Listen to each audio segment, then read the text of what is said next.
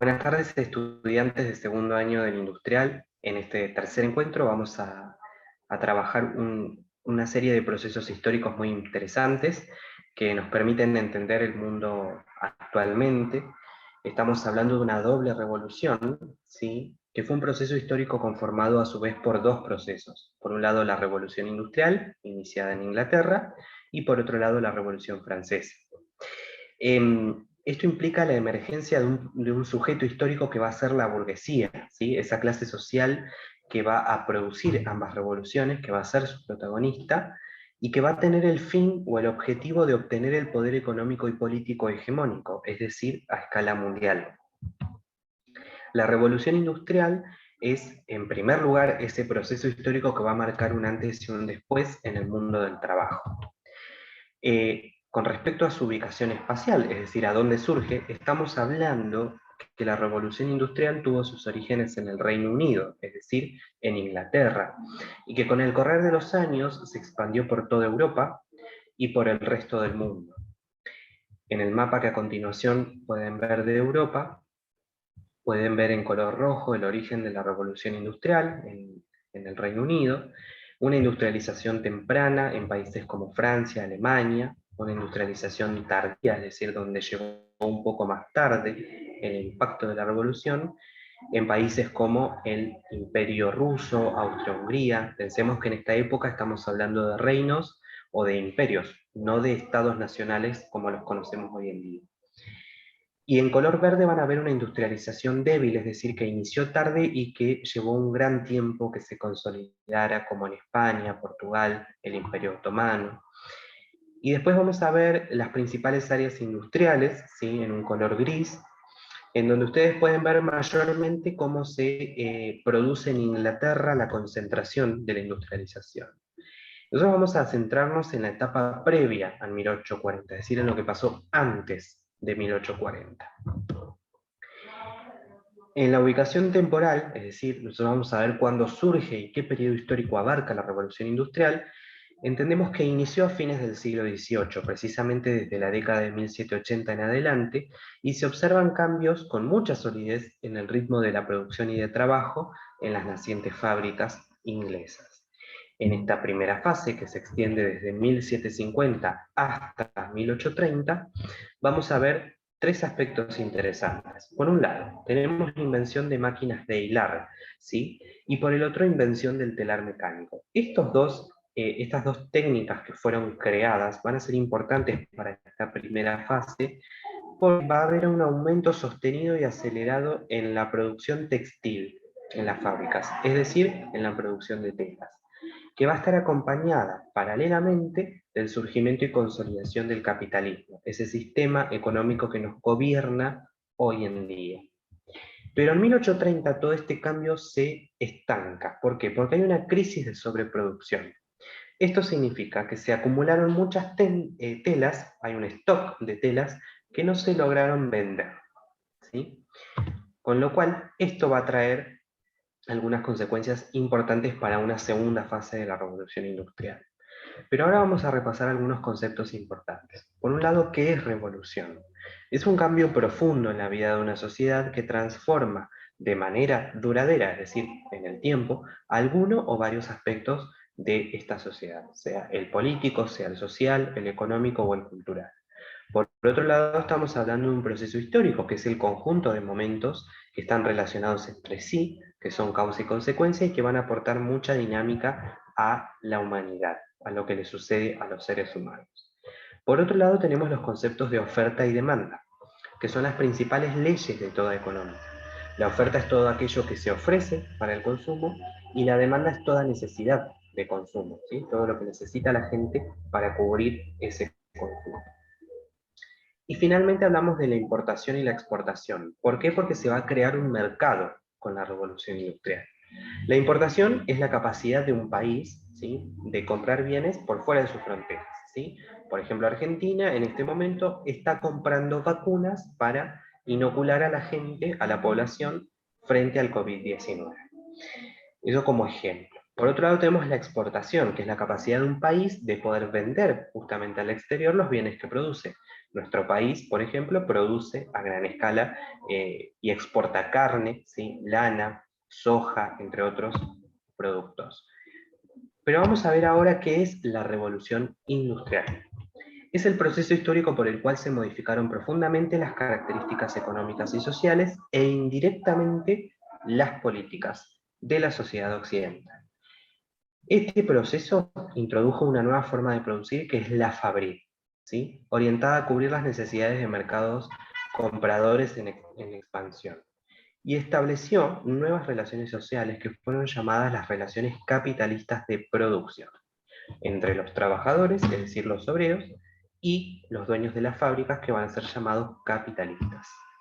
Entonces, la revolución industrial comenzó en Inglaterra alrededor de 1780 y se expandió por todo el mundo occidental, por Europa y por América del Norte en los siguientes 100 años. ¿Por qué es un proceso histórico? Porque no se puede precisar una fecha de inicio, es decir, un día en que haya surgido. Por el contrario, abarcó 100 años, ¿sí?, en los que se gestaron previamente las condiciones para que pueda surgir, ¿sí? Y después se consolida en Inglaterra por 50 años más, ¿sí? Por eso hablamos de un proceso. Y por otro lado, porque los cambios que produjo fueron graduales, llevaron tiempo. Y posiblemente esos cambios no sean vistos o percibidos como revolucionarios por las personas que los vivieron. Pero vamos a ver qué pasaba un poco en Inglaterra a fines del siglo XVIII. Por un lado, en la agricultura, en los siglos XVI y XVII, se introducen nuevos cultivos y nuevos sistemas de rotación en la siembra.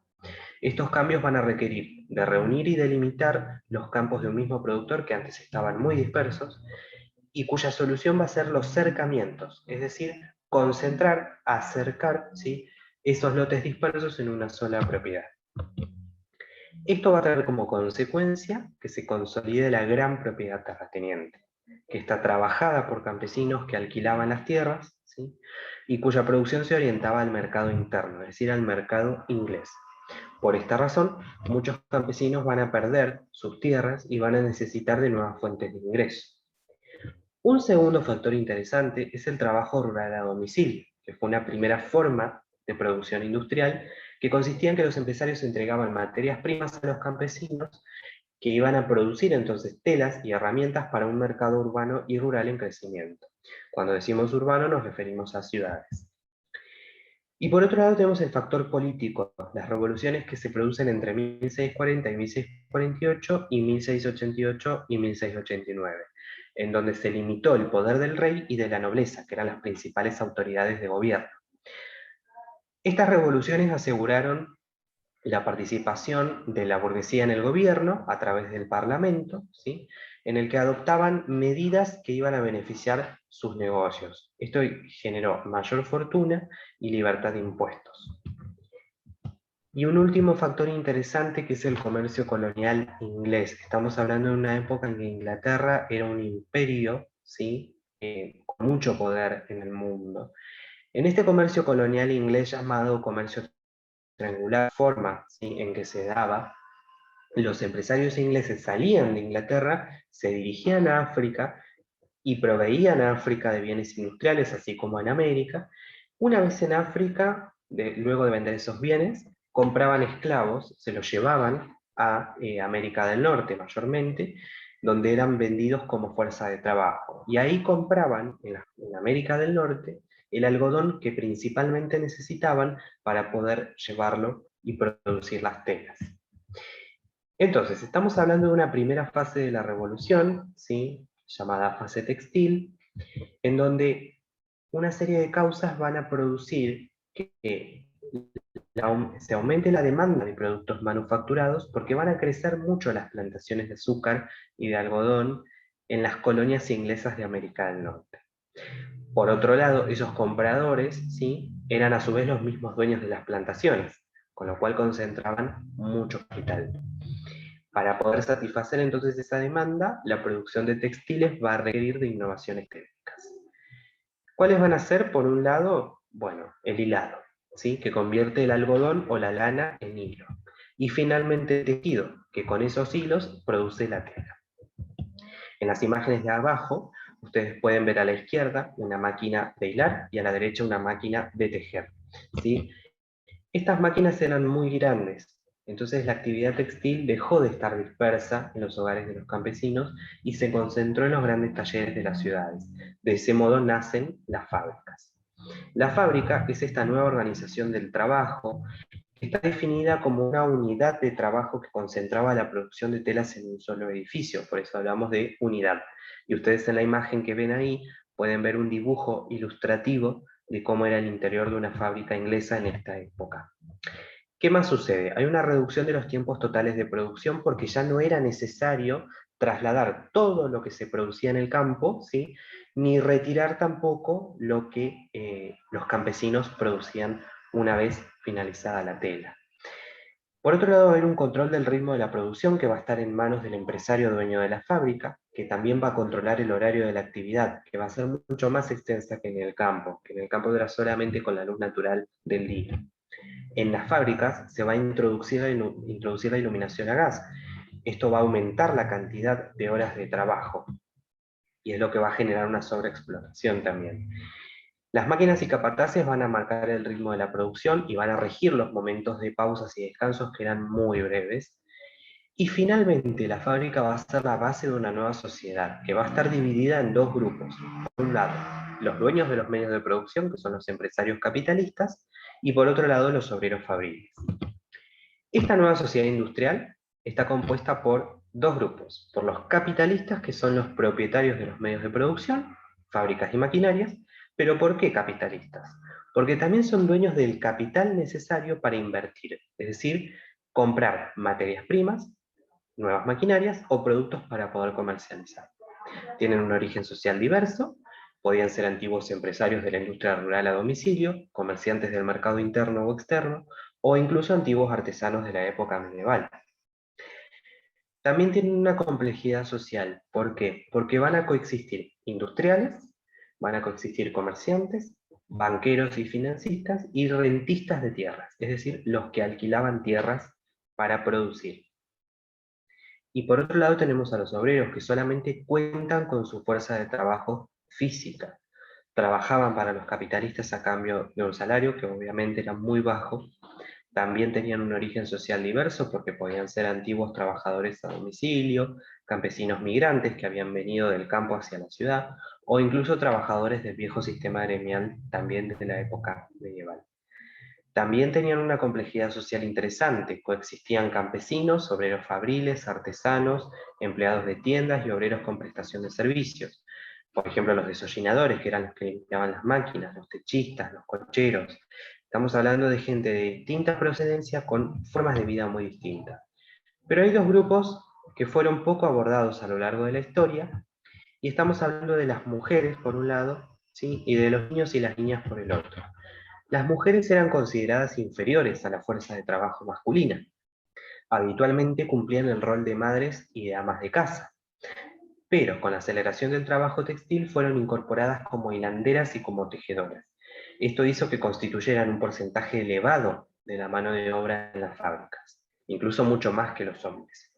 Muchas se volvieron entonces el sostén de sus familias pese a la desigualdad salarial. Esto significa que cobraban mucho menos que los varones, ¿sí? Y por otro lado, niños y niñas, este grupo social particularmente es interesante porque la revolución industrial incorporó de manera muy natural el trabajo infantil. Tanto niños como niñas trabajaban a la par de sus padres o madres, ¿sí? Y las edades oscilaban entre los 8 y los 14 años, eran muy chiquitos. También cumplían la misma cantidad de horas de trabajo, ¿sí? Que cualquier adulto, entre 8 o 15 horas diarias. Y finalmente la explotación laboral infantil entonces era un rasgo típico de la sociedad industrial y percibían salarios muy bajos, incluso muchas veces limosnas, digamos. Pero en este capitalismo que surge en paralelo a la revolución industrial tenemos dos formas de capitalismo que están coexistiendo. Por un lado la mercantilista, que es un poco la que ya viene, ¿sí? De mucho tiempo antes, que es hasta el siglo XVIII. Es la condición previa para la industrialización porque va a crear un mercado íntegramente protegido por impuestos, ¿sí? Esto hace que cada reino proteja su mercado, ¿sí? Proteja su producción. hay un bajo nivel de inversiones y hay una circulación de capital bastante nula. Esto va a posibilitar el surgimiento de un mercado de la fuerza de trabajo. Por otro lado tenemos el capitalismo liberal, que surge durante el siglo XVIII, junto con la Revolución Industrial, como les mencioné antes, y va a crear un mercado muy interesante de bienes de producción y de consumo que va a estar libre de impuestos, ¿sí? Es lo que va a facilitar el capitalismo como lo conocemos hoy en día. Va a haber una ampliación de redes de intercambio a gran escala, con inversiones de capital a ritmo acelerado, y Londres se va a posicionar entonces como el centro del capitalismo mundial.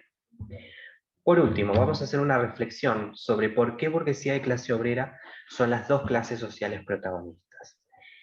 Como ustedes saben, la clase social es toda agrupación de personas que disponen de funciones dentro del sistema de producción capitalista, ¿sí? Tanto capitalistas como obreros tienen una función dentro de este sistema económico. Pero cada uno adquiere características políticas, sociales y culturales muy diferentes, ¿sí? Con el concepto de clase social, entonces, vamos a comprender el nivel de conciencia histórica que los individuos van a tener a lo largo del tiempo. Por eso es importante pensar esta época desde este concepto tan importante. Bien, hasta acá llego, los dejo con la profesora. Hola chicos, ¿cómo les va? Bueno, vamos a seguir con la segunda parte de esta clase de hoy, que se trata de la Revolución Francesa. Estuvimos hablando que la clase de hoy es de una doble revolución, ¿no? Bueno, entonces nos toca hablar de la Revolución Francesa, que esta revolución transformó la forma de pensar y de hacer y de construir la política. Acuérdense que la revolución industrial empezó en Inglaterra principalmente y tuvo que ver mucho con el sistema económico, una revolución en la parte económica. En cambio acá vamos a estar hablando ya de una revolución en el ámbito político principalmente, ¿no? Bueno, lo que es importante saber es principalmente dónde surgió, ¿no? Estamos haciendo este recordatorio y acá en el mapa vemos, como el nombre lo dice, en Francia, ¿no? Van a ver que hay unos puntos rojos que habla de los principales centros revolucionarios en 1789, que es el principio, el año donde se originó, ¿no?, esta revolución. Después, eh, este mapa tiene que ver con todo este proceso de revolución, porque no fue de un día para otro y no fue un proceso que duró solamente un año, ¿no? Entonces vamos a ver como referencia un punto celeste o azul que dice dónde fueron centros de ejecuciones durante el terror, que después vamos a ver más adelante de qué se trata esta época. Áreas de revueltas agrarias, eh, después centros de federalismo y contrarrevolución, ofensivas del ejército francés contra los enemigos de Francia revolucionaria, con flechas azules, con flechas y líneas rojas, ofensivas de los ejércitos antirrevolucionarios. Más adelante vamos a ver quiénes estaban en contra de esta revolución y a favor del poder monárquico, el poder del rey. Bueno, con las espadas que indican batallas. También hay una línea naranja donde muestran las fronteras francesas antes, en 1792 y en 1793, con unas líneas punteadas. Eso fueron lo que después fueron ganando territorio con esta guerra, ¿no?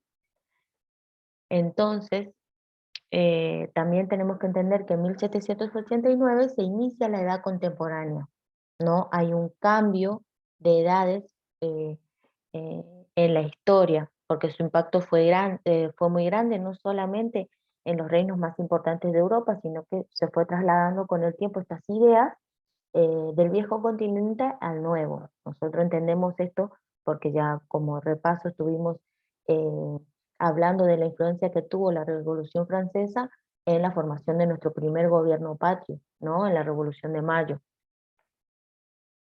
Hay etapas en la revolución. Hay tres etapas: la etapa monárquica, republicana e imperial. Nosotros nos vamos a centrar principalmente en lo que es la etapa monárquica y la etapa republicana, ¿no? Acá tienen las fechas, que más adelante le va a servir para hacer las actividades. Vamos a hablar del contexto que vivía Francia en esa época, ¿no? Francia estaba dirigida por una monarquía absoluta, donde todo el poder era concentrado en el rey, ¿no? El rey organizaba de manera burocrática el reino, donde todos los cargos dependían de él. Y también el soberano, como decía, era eh, dueño de toda autoridad, eh, y la autoridad que él tenía provenía de Dios, ¿no?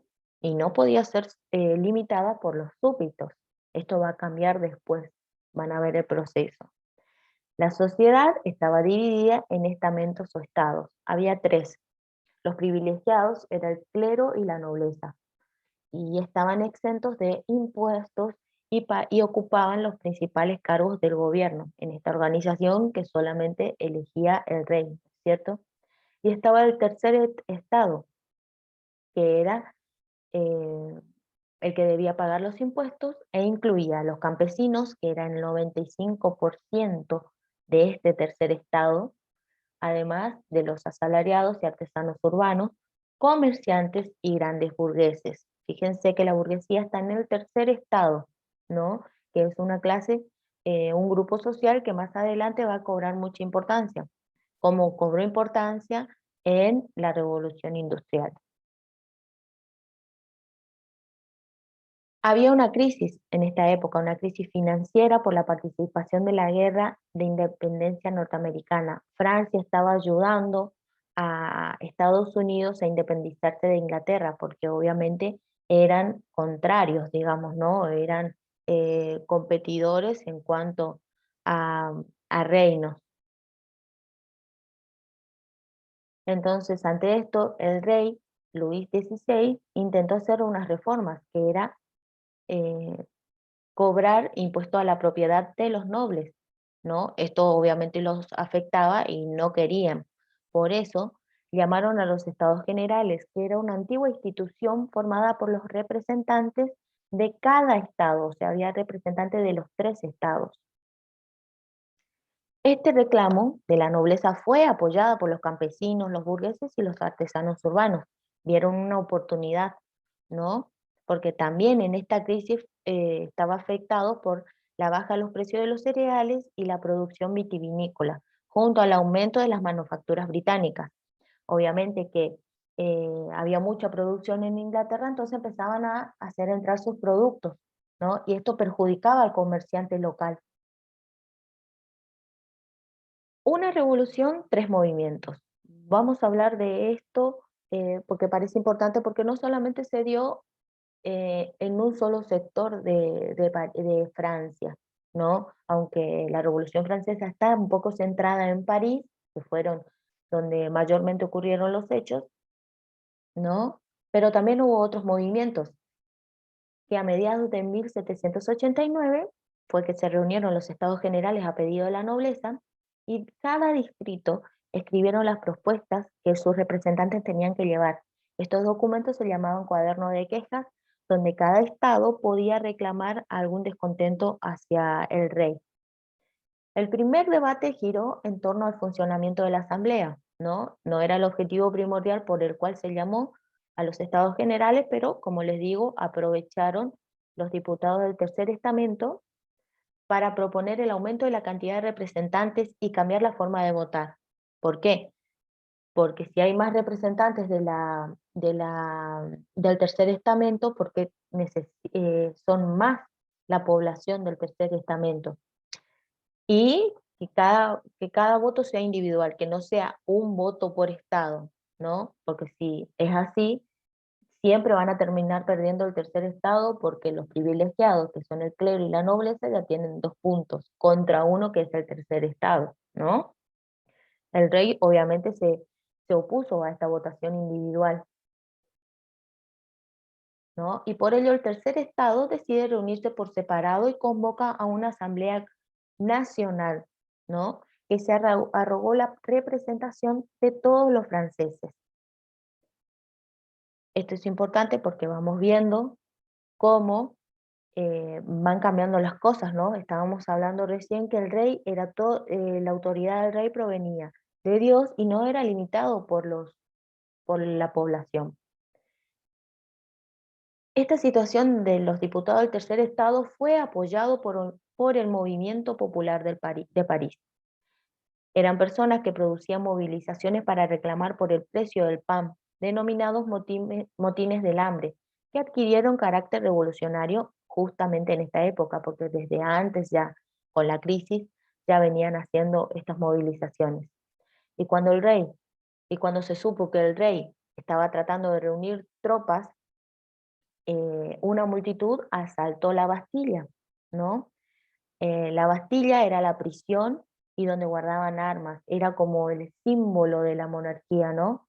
Entonces, allí liberaron a los prisioneros y tomaron las armas para defender esta Asamblea Nacional que convocaron los diputados del tercer estado.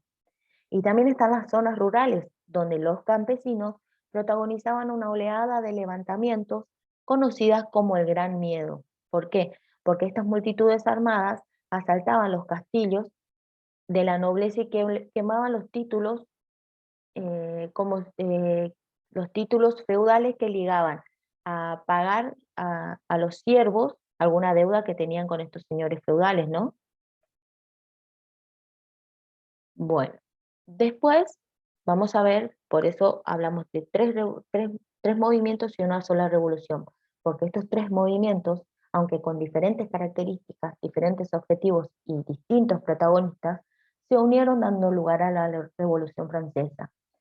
La vinculación de estos procesos se expresó en la Asamblea Nacional con medidas revolucionarias, ¿no? Por ejemplo, la abolición del feudalismo, de los diezmos y derechos señoriales, la supresión de las ventas de los cargos públicos y de los privilegios personales y colectivos, proclamando así la igualdad civil y jurídica de los ciudadanos, ¿no? Ahora ya no hay más privilegios, o tratan en principio de abolir esos privilegios, que había tanta diferencia entre el clero y la nobleza y los campesinos, ¿no?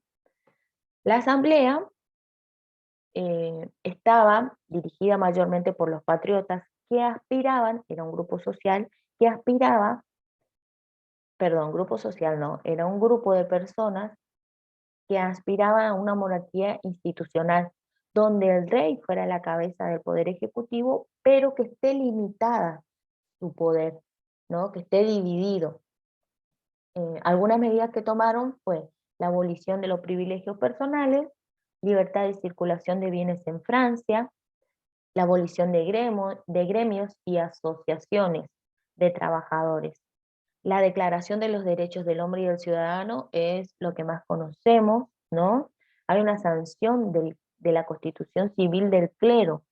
Ponen una ley al clero donde el clero pasan a ser funcionarios del Estado, ¿no? También eh, oficializan un nuevo papel moneda y crean una Guardia Nacional, ¿no? Un cuerpo militar armado. El rey, en esta asamblea, tiene una posición ambigua, porque por un lado parecía aceptar las decisiones de la asamblea, pero por otro mantenía la comunicación con monarcas europeos y emigrados, ¿no? Nobles que se fueron de Francia o de París eh, eh, hacia otros lados, justamente por todo esto que estaba sucediendo, ¿no? En Francia.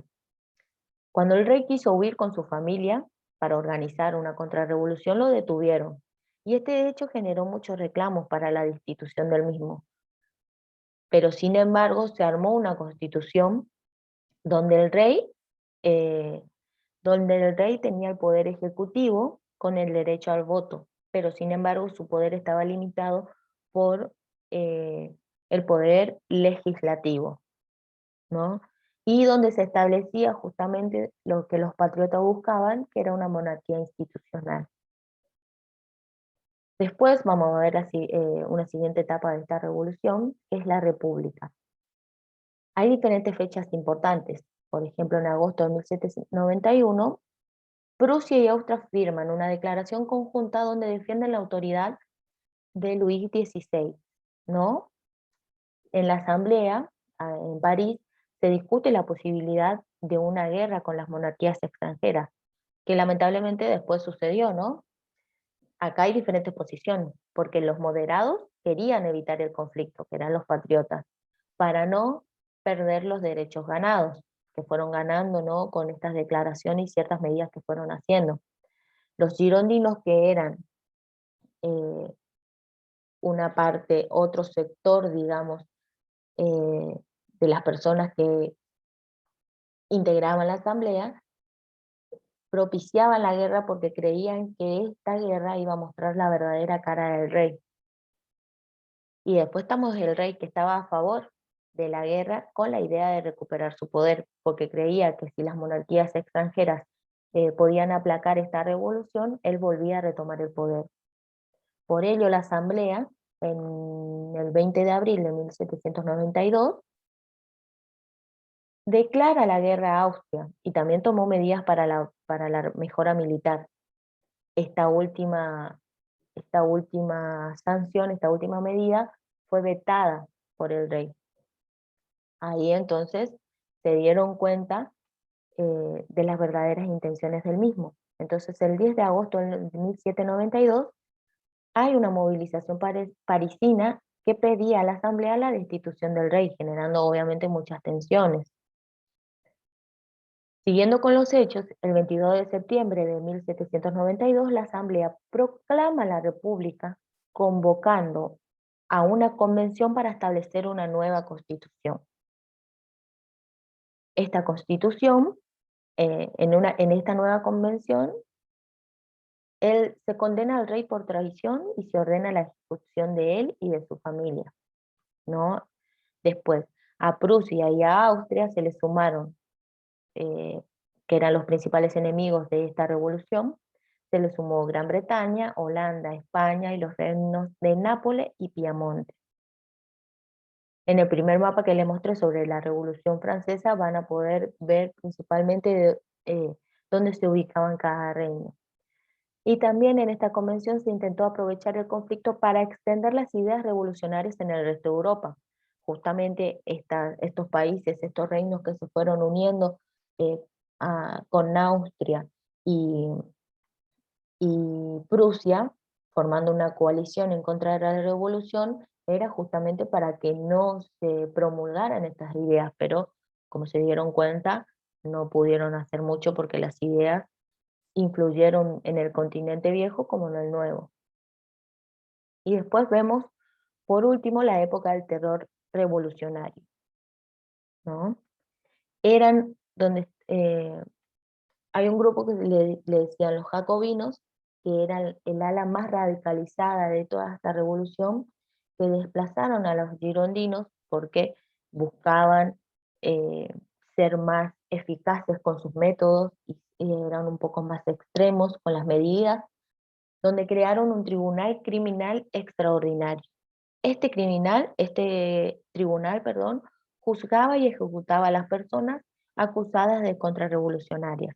Además, eran formados por los sectores urbanos, por personas de sectores urbanos populares. Este grupo en 1793 crea en la convención crea el Comité de Salvación Pública. En este comité el principal representante era Maximilien Robespierre, era un jacobino, ¿no? Que tomaron algunas medidas. La suspensión del pago de compensaciones a los nobles por los derechos feudales perdidos, la confiscación de ventas de bienes de los emigrados y la ley de máximos generales, donde ponían unos topes a los precios para que no sigan encareciendo la harina, el pan, por la que mucho tiempo hicieron protestas, ¿no? Las personas, la población en general. Este año fue muy importante también porque aunque se aprobó la Constitución del año 1, que era de carácter republicano, no se puso, digamos, en ejercicio porque este Comité de Salvación Pública suspendió su aplicación hasta el final de la guerra, ¿no? Bueno, eso es muy importante saber eh, para entender esta doble revolución. Hablamos de doble revolución porque el aspecto industrial, hablamos del aspecto económico, de los cambios producidos en el aspecto económico, y la Revolución Francesa de los cambios producidos en el aspecto político y social, donde la burguesía empieza a ascender, digamos, en escala social y empieza a cobrar protagonismo en los dos movimientos. Bueno, como seguimos viendo,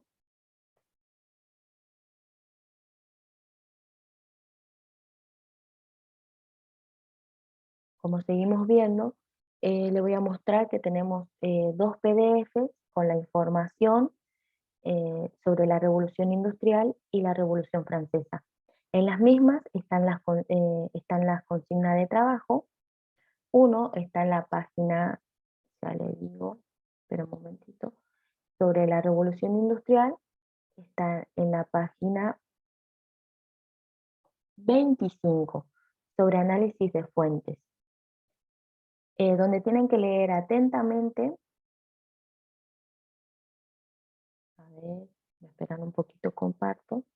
Donde pueden donde tienen que leer atentamente y además realizar un repaso de los contenidos de las páginas anteriores, leer una fuente, algo que escribió el historiador Eric Hobsbawm sobre la Revolución Industrial, y responder las tres consignas que están en esta actividad. A ver si puedo compartir. Listo.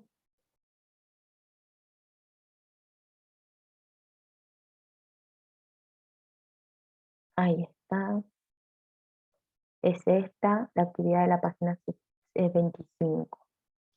Y después la actividad de la página sobre la Revolución Francesa. En los PDF hay como una, sería acá está la actividad sobre la ubicación temporal de la Revolución Francesa. Hacer una línea de tiempo, deben dibujar un periodo de 1789 a 1815 donde indiquen los principales acontecimientos de los regímenes y la medida que adoptaron. Para ello repasen el contenido de estas páginas, o también se pueden ayudar del PowerPoint, que es una breve síntesis de lo que está en la bibliografía, y lo que no encuentran ahí, por favor busquen en la bibliografía que va a estar.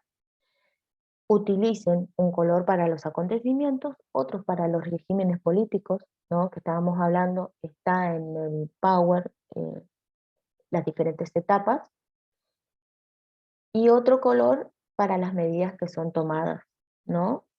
Esas tres variables tienen que estar especificadas en la, perdón, en la línea de tiempo que hagan, ¿no? Y les paso por último el Word sobre las consignas que queremos que hagan en esta clase. Hay algunas pautas para realizar las actividades. La lectura comprensiva y no repetitiva, por favor, que no sea de memoria, sino que tómense su tiempo para entender lo que están leyendo. También, cuando vayan a escribir, escriban con un vocabulario adecuado, tratar de que las respuestas tengan una línea, sean coherentes, para que nosotros podamos entender la idea que ustedes nos están queriendo explicar, ¿no? Que no sea transcribir del libro, que no sea solamente sí, no, bueno, que no sean respuestas cortas, que traten de desarrollar lo mejor posible la idea que nos quieren decir. Obviamente que hay que tener en cuenta la ortografía. Alguna palabra que ustedes no entiendan, búsquenla en el diccionario, entonces podrán entender mejor de qué se trata el texto. También, por favor, cumplir con el plazo del envío del trabajo, y si no pueden, no importa, vamos, explíquennos por qué no pueden, y después entreguen, ¿no? Y también, cualquier consulta, háganos, escriban un comentario, un mail, que nosotros vamos a tratar de contestar lo antes posible, ¿no? En cuanto a la presentación, si van a sacar una foto de su trabajo, por favor, que sea lo más legible posible, ¿no? Colocar en las hojas sus datos, ¿no? El nombre, el apellido, el curso, el número de hoja que ustedes quieren, porque a veces vieron que se traspapela, va la primera hoja en última posición, ¿no? Es como para agilizar un poquito más el tema de la corrección y de ver el orden, ¿no? Además, obviamente, como siempre hacíamos en las clases presenciales, poner en la primera hoja el título, el número de la clase si quieren, a modo de encabezado, entonces sabemos de lo que está hablando, porque ustedes también cuando quieran revisar algunos temas eh, de su carpeta pueden encontrar fácilmente. Bueno, la actividad, ya les dije, que están en la página 25 del PDF que dice Revolución Industrial, y el del PDF La Revolución Francesa están en la página 39. Bueno, eso sería todo. También vamos a agregar donde dice que para entiendas mejor, veas el siguiente link, que será este video que pronto vamos a subir al canal, y vamos a proporcionarle el link. Eso sería todo. Por favor, ante cualquier consulta, acá estamos a su disposición y nos vemos pronto.